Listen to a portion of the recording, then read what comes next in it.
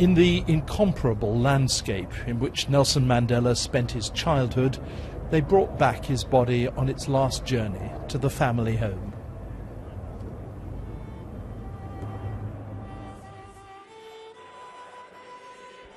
In the morning, the party he'd belonged to for 69 years, the ANC, said its goodbyes to him at Waterkloof airport near Pretoria. For his widow, Grasa, this was the most emotional public moment so far. Friends say she's taken her husband's death very hard.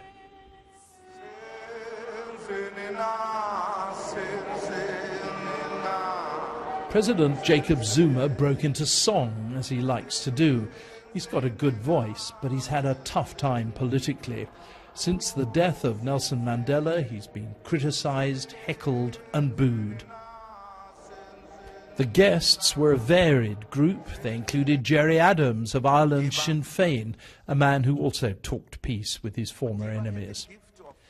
But one important figure was missing, Mandela's friend and ally, the former Archbishop Desmond Tutu.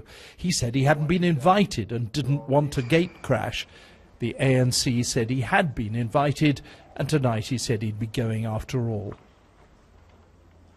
Finally, it was time to start the journey home to the Eastern Cape.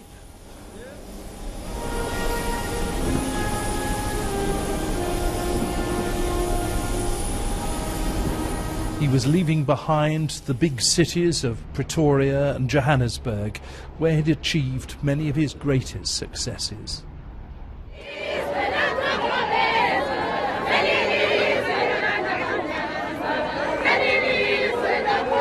There were big crowds along the road from Mthatha airport to Qunu. Might have thought they'd be silent and sad, but they weren't.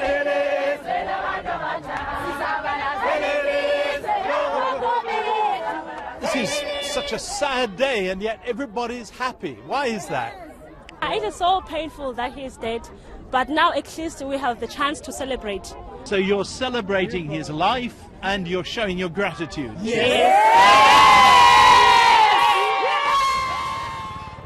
And then down the road came the procession accompanying the hearse with Nelson Mandela's body. Once he tended farm animals in the fields round here, just as children still do. Now the one-time shepherd boy had the full panoply of the state to bring him back home. John Simpson, BBC News, Qunu in the Eastern Cape.